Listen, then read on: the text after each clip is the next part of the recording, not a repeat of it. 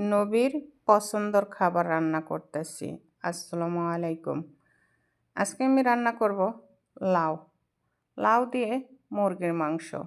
আর লাউ দিয়ে মুরগির মাংসর খাবারটা আমাদের নবীর অনেক পছন্দ এবং প্রিয় খাবার ছিল।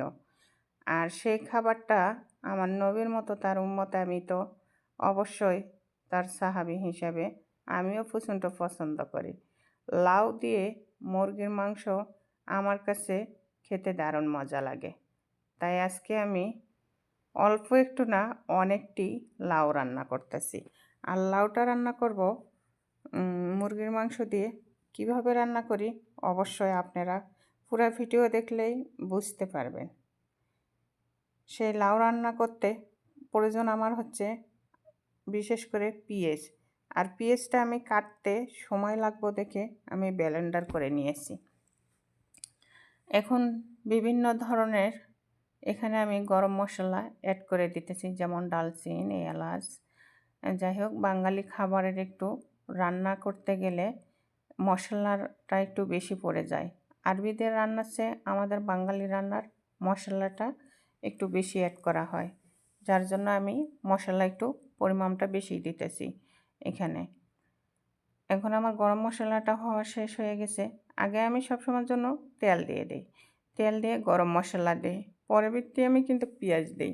এই তো আমি পাকা মরিচ, একদম বড় বড় পাকা মরিচ, ঝাল আছে, মরিচটা খুব ঝাল।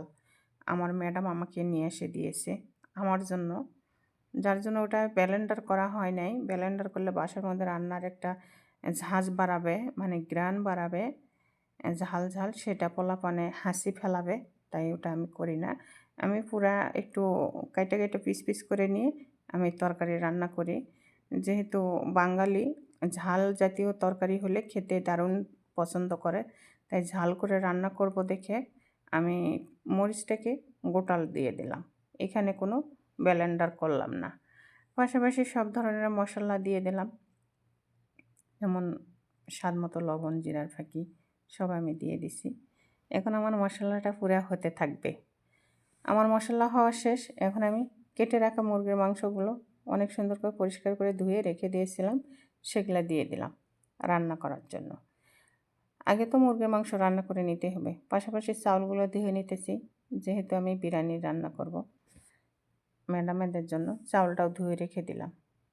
ধুয়ে এই যে এখন আমি বসাই দেব বিরিয়ানির চাউল।